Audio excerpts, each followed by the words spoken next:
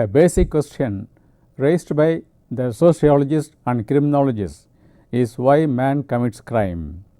This question has led to numerous theories of crime causation.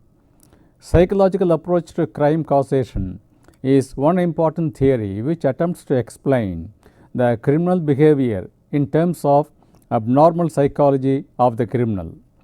It is true that the individual psychology is conditioned and shaped by the environment in which the individual lives. We may include in this the genetic factors, parentage and the family atmosphere, social atmosphere, school factors, etc. The overall environment is the same for different individuals, but individual situations may be different. Therefore, the psychology of the individuals also differs from each other. This unit explains the various dimensions of psychology which influence the criminal behavior of the criminal and the viewpoints of experts like in this regard. Learning objectives of this unit: the role of psychology in the growth and development of an individual, factors which determine the psychology of an individual, dimensions of psychology, psychology and crime, strong and weak criminal psychology, prisons as psychological laboratories for the inmates, drawbacks of psychological approach to crime. Now let us see the role of psychology in the growth and development of an individual. It is necessary to understand the difference between the two terms growth and development at the outset. Growth is a physical term which is measured quantitatively. Development, on the other hand, means qualitative improvement of an individual. Any individual needs both physical growth and qualitative development to become a full-fledged man or woman. Physical growth of an individual depends on food habits and nutrient inputs plus physical activities. Physical growth also depends on the metabolism of the internal parts of the body. In simple words, growth of an individual refers to one's height, weight and body proportions according to one's age. Development of an individual refers to one's character and conduct, perception, living style, educational attainments, IQ, professional or occupational or business achievements, etc. It also includes one's outlook, sense of optimism and social behavior. It may be understood that development of an individual is more important than growth of an individual. These two concepts are also applicable to a company or the economy of a nation with the same logic. Psychology of an individual is more related to the mind than to the body. However, some experts relate the psychology to the physique also. In the early centuries, psychological imbalance was associated with demons. Even today, in the remote villages, this culture persists. This belief is widespread among the people of African and South American states. In the modern criminology, psychological approach finds a very prominent place and has provided the basis for psychotherapy and counseling. Extreme psychological imbalance is dealt with under psychiatric approach. Now we shall see the contributors of psychological approach to criminology. First we see Sigmund Freud. The most important contribution in this regard is that of Sigmund Freud, William Healy and Franz Alexander of the early 20th century, Alfred Adler, Jung and David Abrahamson have also contributed to the psychological approach to criminology. Sigmund Freud had a strong conviction that every individual has an unique personality. Therefore, individual case study is a must for understanding the full personality of an individual. Individual case study forms an integral part of diagnostic case study in the medical field. This may include everything about the individual from A to Z. Sigmund Freud did not formulate any particular theory relating the psychology of an individual to crime. His contributions relate to a wide range of human activities. It is taken for granted that criminal action of an individual also falls under psychological influences. Freud was of the opinion that every individual has a number of desires in his or her subconscious mind. However, such desires are often suppressed by the individual because of their incompatibility with the social and family norms. Some of them also are against the law of the land, while a rest of majority of the people fall in line with the social and family norms and the law of the land. A small minority find it difficult to accept these norms because of a different psychology. The psychology of an individual is shaped from one's childhood. It is easy to see the difference in the impact of the different situations of the people on their psychological makeup. These differences are, in turn, responsible for the waves of optimism or pessimism in the outlook of an individual. Freud was of the view that personality of an individual is the result of the conflict between his creativity and destruction. One's creativity coincides with one's optimism and includes one's characters. If one does not have creativity and optimism in his or her outlook, then he or she may have only pessimism and destructivity towards life and society. This may include hatred for the society, disregard for the social norms and the law of the land, and feeling of unreasonable vengeance. Freud viewed that the personality of an individual is a reservoir of his subconscious mind, his ego and superego, and that these three sides are always in conflict with each other. This results in the development of a conscience of the individual. Now, let us pass on to contributions of William Healy, Alfred Adler, Jung, Icahn, Abrahamson, etc. The contribution of William Healy, an American psychologist of the early 20th century, were related to the juvenile delinquents. In his book, The Individual Delinquent, he examined the attitudes of young offenders in terms of their psychology and social environment. Healy strongly believed that juvenile offences very often reflected the abnormal situations which happened in the early stages of the childhood of the juveniles. Both Healy and Branner were able to see more personality disorder and defect on the part of juvenile offenders. Although Healy's analysis of juvenile offenders opened yet another channel of psychological approach to crime, he could not explain why of the 2 or 3 children born and brought up in the same family environment, one child becomes a juvenile offender while the other are normal. We come across some other contributions of psychoanalysis like Alfred Adler, Jung, August Icahn, and David Abrahamson, etc. According to Adler, crimes are committed by those who have inferiority complex so that they are able to draw the attention of the people around.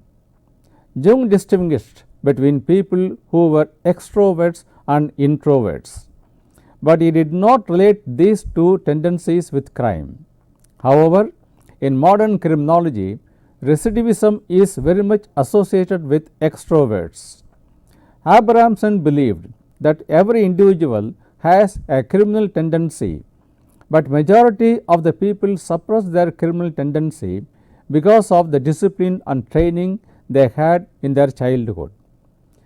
This implies that majority of the people give due regard to the external forces which counter criminality.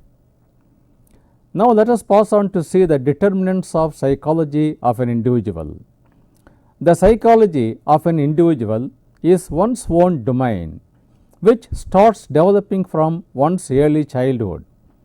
And psychology of an individual is conditioned by many factors. They are parentage and genetic factors. This has not been scientifically proved, but there is a general belief that one's psychology depends on his or her parentage. There are, of course, many exceptions to this general rule. Family environment. Family environment like economic situation, fathers, mothers' conduct and character, and behavior of the siblings and other members of the family. School factors. School environment, schoolmates' culture and behavior exert a great influence on one's psychology and culture. Facilities available for personality development. Facilities available for developing one's knowledge and IQ, which constitute an integral part of one's personality, have a significant role in shaping one's psychology. Level of education and training. One's level of education and training in a particular occupation also have a role in shaping one's psychology. Overall socio-economic environment. General or overall socio-economic environment is another source of influence on the psychology of an individual. However, it does not mean the overall socio-economic environment will have the same degree of influence on each and every individual. General law and order situation. General law and order situation in the country and the crime situation as well exert their influence on the psychology of an individual. Dimensions of psychology. One's psychology finds an expression in so many ways. They may be negative or positive expressions. Negative expressions indicate abnormal psychology, while positive expressions show normal psychology. Negative expressions. We can include in this short temper, fear complex, sense of aversions, pessimism about anything, resistance to rules and regulations, arrogance and adamance, indifference and impertinence, unwarranted and unrealistic boldness, being sneaky and coward, waiting for a chance to commit a crime, resorting to unfair means to achieve an end, aversion to people with discipline and values. Generally, people with one or more of these negative expressions are on the wrong side of the society and easily enter the world of criminality. Such negative tendencies are more aggressive and powerful than positive psychological expressions. Such people, even if they do not commit any crime, they prove to be a source of some kind of problem to society around them. Now, the positive expressions. This includes patience and perseverance, neutral outlook, that is neither fear nor undue boldness, graceful to people around, optimism about anything, obeying rules and regulations, submissive and rightly flexible, listening to others, upholding righteousness, respect for law and order of the land, always at fair means to achieve an end, respect for elders and people with values and disciplines, good work culture and loyalty to the organization, respect for family and parentage. In reality, one may not be totally positive or totally negative in his or her psychology. Everyone is a combination of both sides. One may have more positive values and less of negative values, or vice versa. It is logical to say that those with more of positive values would normally be devoid of criminal psychology. On the other hand, those with more of negative values would easily find their way into the world of criminality. Former category of people may be called people of weak criminal psychology, and later may be called people with strong criminal psychology. Now we shall see psychology and crime, indicating strong and weak criminal psychology. Now we come to the question, what kinds of crimes are committed by those with strong and weak criminal psychology? Those with strong criminal psychology commit violent crimes and crimes of higher order. These may include crimes like murder, murder for gain, dacoity, robbery, and other professional crimes. Such people may also commit rape and murder for money. For them, crime is a way of life. They even have a tendency to think that they are above law. Whether they are inside the prison or outside the prison makes no difference to them. Such criminals are also generally experts in foolproof modus operandi. They manage to maintain a criminal network with other criminals. They generally function as a group, extend support to the families of their accomplices. Legal experts also find a place in their company. Criminals with weak criminal psychology follow different patterns of crime. They are generally non-violent criminals. However, under extreme conditions of instigation, one may commit a serious and violent crime like murder. Some of them may resort to chance crimes or copycat crimes. Such people have a fear for law more than respect for law. They do not have any definite modus operandi. It is because they do not plan well for committing a crime. They do not generally commit violent crimes. Yet another difference between the two is those with strong criminal psychology have greater tendency for recidivism, that is committing crimes again and again, while the other category of criminals have lesser tendency for recidivism. And there are people who are totally positive and optimistic. Such people never think of crimes or anything unlawful. Now we shall see the prison as psychological laboratory for the inmates. You would have now understood that abnormal psychology is the source of criminality of an individual. The aim of psychological approach to crime is to control and redirect the psychology of the prison inmates from criminal thinking to non-criminal thinking. This depends on how they take the prison life from day one. There is bound to be lot of difference between the professionals and non-professionals in this regard. As I said earlier, the professionals may not feel the difference between inside and outside of the prison. They may not respond even to measures of deterrence because they are the people with strong criminal psychology. The other category of people, that is those with weak criminal psychology, who may belong to the first offender group, are generally amenable to psychological treatment. Counseling and psychotherapy are the two important components of modern correctional measures. Suitable training is imparted to the prison officials in this regard. However, the prison authorities are permitted to invite professional psychologists and psychotherapists for giving counseling to the inmates. Many programs are included in the prison life to transform the inmates psychologically into normal citizens.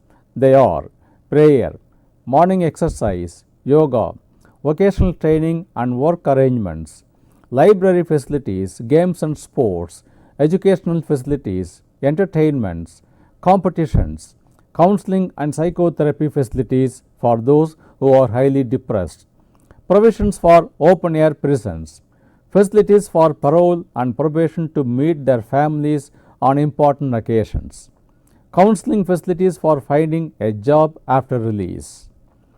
All these components of the modern correctional administration are expected to have significant psychological impact on the inmates.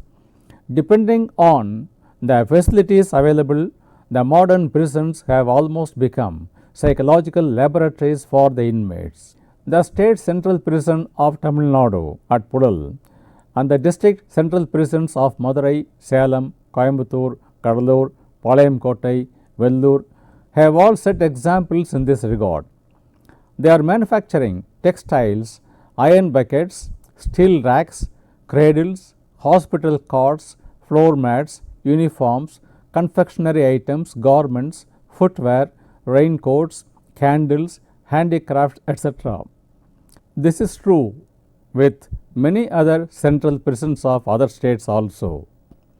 Tamil Nadu state government has proposed to establish the first prison bazaar in Chennai, adjoining the Pudal Central Prison, to sell the products of the central prisons in the open bazaar.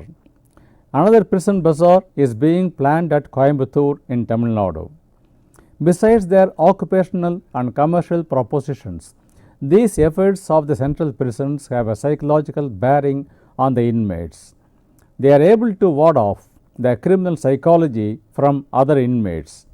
If everything goes well in the prison, the inmates will cultivate many positive values.